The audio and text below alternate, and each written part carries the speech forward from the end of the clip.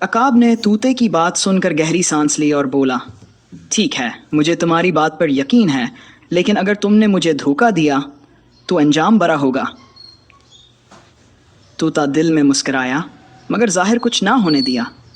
یقین کریں بادشاہ سلامت، میں ہمیشہ اسوں کا ساتھ دیتا ہوں۔ عقاب نے اپنے پر پھڑپھڑائے اور بولا، تو پھر دیر کس بات کی، چلو محل کی طرف۔ طوطا جانتا تھا کہ اگر وہ محل جاتا تو وزیر اسے فوراً پہچان لیتا۔ اس نے چالاکی سے کہا، بادشاہ سلامت، ہم سیدھا محل نہیں جا سکتے، پہلے ہمیں ایک خفیہ جگہ رکھنا ہوگا جہاں میں آپ کو سازش کے ثبوت دوں گا۔ عقاب نے غور کیا، پھر بولا، ٹھیک ہے، لیکن یاد رکھو اگر یہ چالاکی ہوئی تو میں تمہیں نہیں چھوڑوں گا۔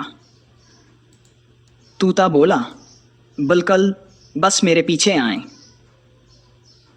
یہ کہہ کر طوطا جنگل کے ایک گہرے حصے کی طرف اڑنے لگا۔ عقاب بھی اس کے پیچھے تھا، مگر طوطے کے دماغ میں ایک اور ہی منصوبہ چل رہا تھا۔ کیا طوطا عقاب کو دھوکہ دینے والا ہے یا کوئی نئی مصیبت اس کا انتظار کر رہی ہے؟ اگلا حصہ دیکھیں۔